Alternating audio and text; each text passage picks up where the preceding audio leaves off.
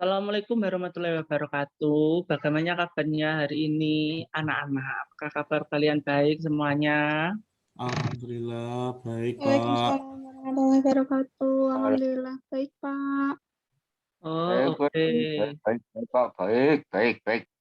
Oke, oke. Alhamdulillah kalau kabar kalian udah baik semuanya. Oke, sebelum kita masuki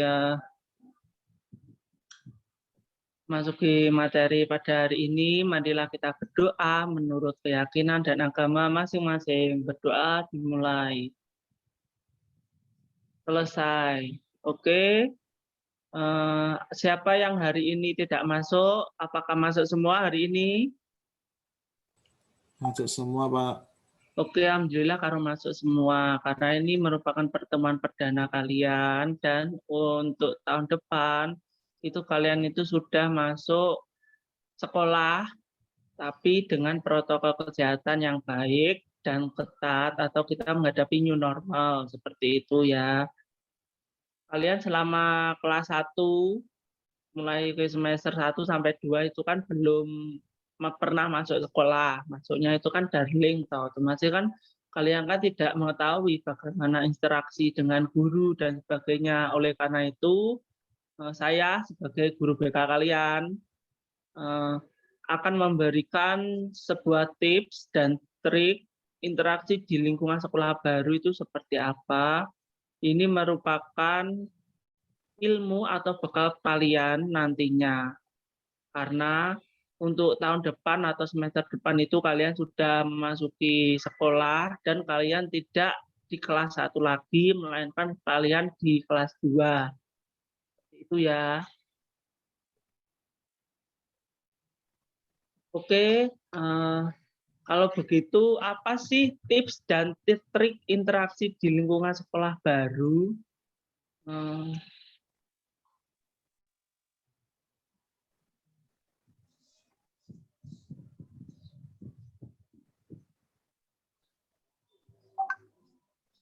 Yang pertama itu sebenarnya ada banyak sekali cara kalian berinteraksi di lingkungan sekolah baru itu sebenarnya ada banyak, tapi ini ya bakal rangkum ya. Itu ada beberapa sih yang bisa kalian lakukan untuk kalian bisa mengenali lingkungan sekolah, lalu bagaimana sih cara berinteraksi dengan orang lain yang baik, seperti itu. Oke, yang pertama adalah lakukan pengenalan dengan cara mengelilingi sekolah. Ini sangat penting bagi kalian karena kalian kan tidak dikenakan langsung dulu karena memang itu terjadi pandemi, jadi kalian itu tidak diperbolehkan untuk masuk. Lah, untuk semester yang depan nanti kalian kan masuk. Hal pertama yang kalian lakukan itu adalah kalian harus mengelilingi sekolah. Hal ini dilakukan supaya kalian bisa mengetahui tempat kantin mana, ruangan perpustakaan mana, atau ruang toilet itu sebelah mana, lalu ruang guru, ruang BK itu sebelah mana. Itu gunanya apa sih? Supaya kalian nanti pada waktu kalian atau kencing, terus atau kalian ingin istirahat, ingin membeli makanan siang, kalian sudah tahu itu tempatnya itu di mana aja, seperti itu. Lalu yang kedua adalah bacalah buku panduan sekolah. Ini sangat penting karena pada waktu kita akan memasuki lingkungan sekolah, kita itu harus membaca buku panduan. Di buku panduan itu tertera berbagai macam informasi, antara lain informasi tentang gurunya, guru mata pelajarannya itu siapa aja, lalu kepala sekolahnya siapa aja, lalu visi misi sekolah itu apa saja, lalu biasanya itu ada mars, lalu biasanya itu juga ada pelanggaran etika yang baik itu seperti apa, lalu budaya di sekolah itu seperti apa, seperti itu. Lalu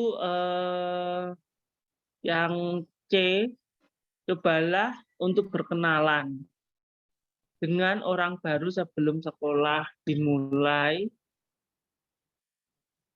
Setelah dalam kegiatan sekolah.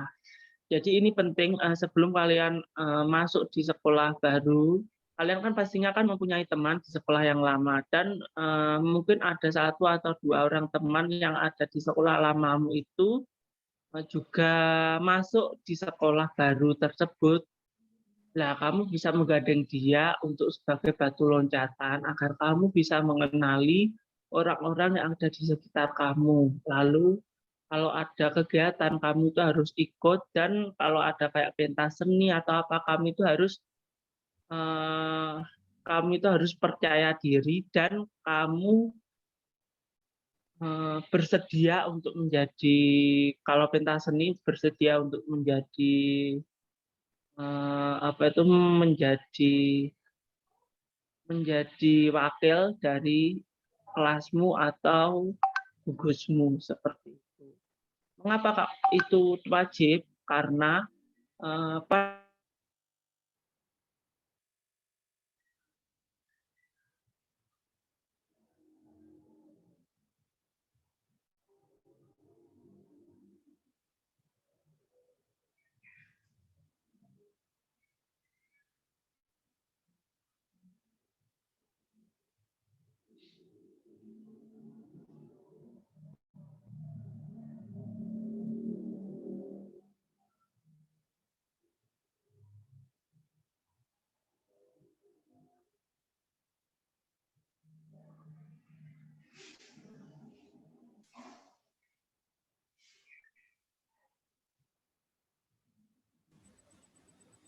Halo, Mas. mohon maaf ya, tadi sinyal Bapak agak terganggu. Jadi ini Bapak lanjutkan lagi ya tentang interaksi di lingkungan sekolah. Sebentar ya. Siap. Iya, Pak. Oke, sudah kelihatan. Sudah. Sudah, Pak. Oke. Bentar ya.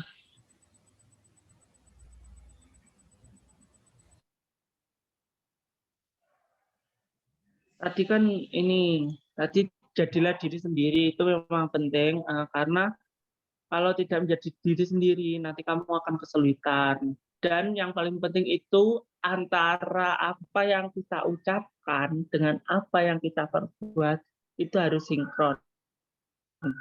Supaya nanti teman-teman itu mau berteman dengan kita. Karena kita itu orangnya tanggung jawab. Apa yang kita ucapkan itu sama dengan apa yang kita perbuat. Seperti itu. Jadi kita tidak boleh berdusta. Maksudnya berdusta itu yang kita ucapkan itu berbeda dengan apa yang kita perbuat. Seperti itu tidak boleh. Lalu yang selanjutnya itu adalah mau mendengarkan. Itu sangat penting karena semua orang itu mendengarkan itu memang penting sekali. Apalagi kalau ada orang berbicara, kita itu harus mendengarkan seperti itu.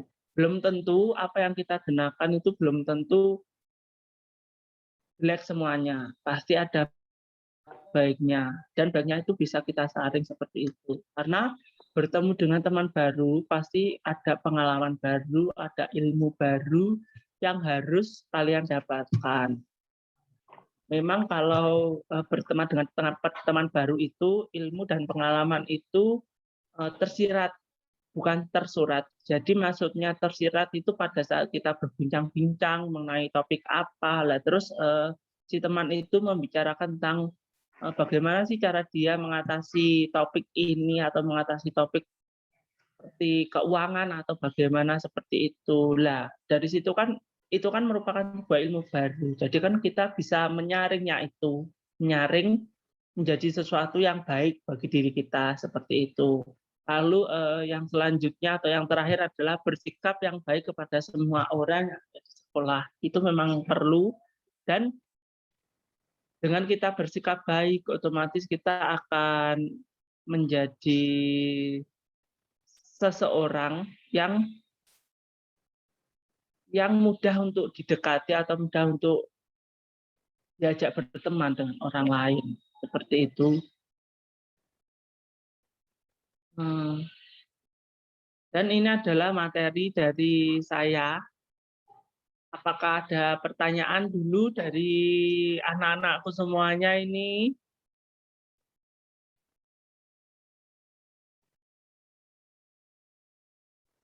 Mungkin dari Ya. anak-anakku ada suatu pertanyaan. Halo anak-anak, Halo, apakah kalian mendengar Bapak anak-anak?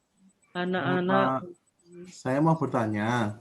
ya pertanyaan apa? Nah, tip dan trik yang Bapak jelaskan tadi mengenai melakukan pengenalan mengelilingi sekolah, terus kemudian baca buku panduan sekolah, kemudian coba untuk berkenan, dan seterusnya itu, apakah harus dilakukan? Sebenarnya dalam suatu pada waktu kita berinteraksi itu memang ini adalah tip dan trik. Kamu bisa melakukan semuanya atau kamu bisa melakukan sebagian. Karena buku panduan sekolah itu pastinya di semua sekolah itu pastinya sama untuk hal mungkin dalam hal aturan itu kurang lebih sama seperti itu. Tapi dalam buku panduan itu yang bisa kamu tekankan itu yang pertama itu adalah visi misi sekolah, guru di sekolahan itu siapa aja, itu lalu sarana dan prasarana itu apa. Kalau untuk masalah kayak scoring, tata tertib, peraturan itu kebanyakan di semua sekolah itu pastinya sama. Jadi yang berbeda kan pastinya kan ada sarana dan prasarana, fasilitas, guru itu kan pastinya kan berbeda seperti itu. Jadi kalau kamu baca buku panduan sekolah itu yang kamu baca adalah yang pertama itu kepala sekolahnya siapa, visi misinya apa, guru mata pelajaran, sarana dan prasarana, fasilitas serta sistem pendidikannya itu mengarah kemana seperti itu. Kan kalau zaman dahulu kan memang disendiri-sendirikan. Contohnya kayak zaman dahulu memang di SMA 1 itu memang terkenal dengan SMA yang mencetak para wirausaha SMA 1, lalu di SMA 7 itu memang sekolah guru, lalu di SMA 3 itu ada sekolah model. Seperti itu, di SMA 8 itu memang sekolah untuk atlet seperti itu. Soalnya semua SMP atau SMA itu tergantung pada sejarahnya dahulu. Contohnya SMP 3 itu kan memang dahulu kan memang SMP model. Jadi rata-rata atau kebanyakan yang kayak jadi Panji Galuh atau duta lintas, selalu lintas atau duta narkoba atau duta batik dan sebagainya itu rata-rata memang jebolan atau lulusan dari SMP itu. Tinggal tergantung SMA-nya itu mau mengarahkan siswanya kemana. Lalu apakah ada pertanyaan lagi? Bapak, saya mau tanya. Iya, Mbak Puput. Kan ada nih anak yang kayak masa bodoh mengenai hal-hal yang terdapat pada di sekolah gitu. Entah itu Ya, tata tertib, entah itu sarana dan prasarana, yang penting dia mah sekolah gitu. Terus tanggapan Bapak itu mengenai hal itu gimana ya, Pak?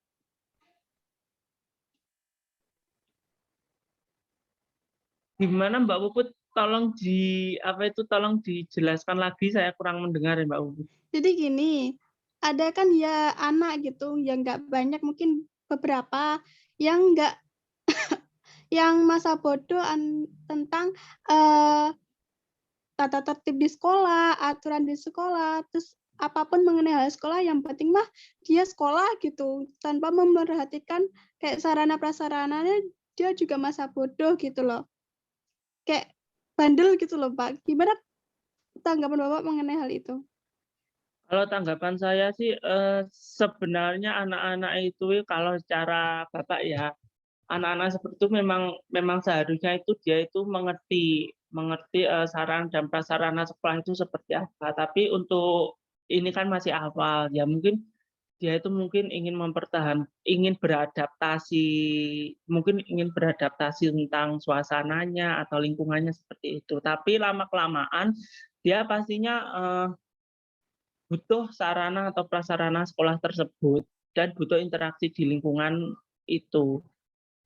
Seperti itu, Mbak. Jadi dia nantinya pasti bisa berubah sesuai dengan apa yang dia butuhkan seperti itu. Kalau umpamanya dia ingin mencari sumber referensi, otomatis kan dia harus datang ke perpustakaan. Nah, kalau dia tidak mengerti letaknya perpustakaan itu di mana, otomatis kan dia kan tanya kepada temannya sekelas itu. Akhirnya dia itu diberitahu, oh perpustakaannya ada di sebelah tangga itu loh, ada perpustakaan. Terus biasanya ya Mbak, yang paling urgent itu biasanya adalah toilet. Pokoknya kita itu datang ke sekolah baru itu yang paling pertama kali kita harus ketahui itu adalah toilet. Yang kedua adalah kantin. Itu Mbak, karena mengapa? Toilet itu untuk buang air kecil atau buang BAB itu. Yang kedua adalah kantin. Kantin itu untuk kita istirahat, untuk kita makan, untuk kita membeli minuman, makanan, dan sebagainya. Itu yang pertama kali. Dan nggak mungkin dalam 1 minggu itu kita nggak pergi ke toilet atau makan di kantin. Kan nggak mungkin. Seperti itu Mbak. Kalau kita jarang ke perpustakaan sih is okay. Tapi untuk tidak ke toilet dan tidak ke kantin itu merupakan hal yang tidak mungkin. Kelainan itu. Seperti itu Mbak Puput. Halo anak Puput, gimana? Oke Bapak, terima kasih. Iya. Halo, apakah ada yang tanya lagi dari anak-anakku ini?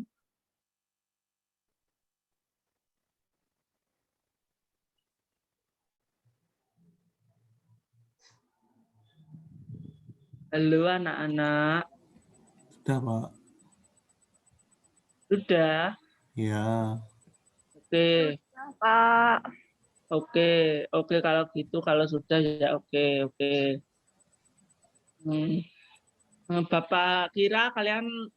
Bapak rasa kalian sudah mengerti bagaimana cara berinteraksi dengan orang lain. Pastinya kalian sudah paham, apalagi yang anak laki-laki itu kan pastinya temannya lebih banyak daripada anak perempuan. Nah, anak perempuan juga biasa temannya juga lebih banyak, itu sudah biasa. Jadi sekarang perempuan dan laki-laki itu temennya sama banyak. Kalau laki-laki itu biasanya lebih kepada ngopi, kafe, biasanya itu biasanya temannya kayak ngopi, kafe dan sebagainya. Kalau perempuan itu biasanya itu temannya ya yang diajak makan, yang diajak gosip, dan diajak untuk shopping atau gimana itu pastinya untuk yang perempuannya.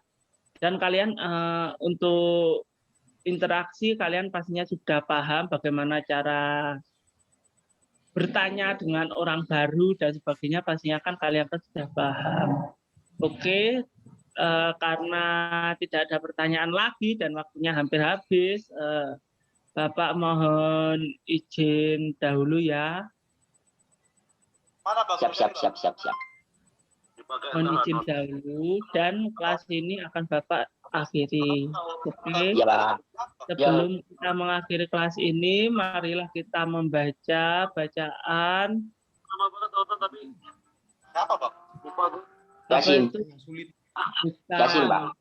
Al-Baqarah, Pak. Bacaannya. Alhamdulillah, karena sudah selesai. Oke. Kenapa, Pak? Oke. Ya, Pak. Zau. Oke, kalau gitu kelas saya akhiri dan wassalamualaikum warahmatullahi wabarakatuh. Waalaikumsalam warahmatullahi wabarakatuh.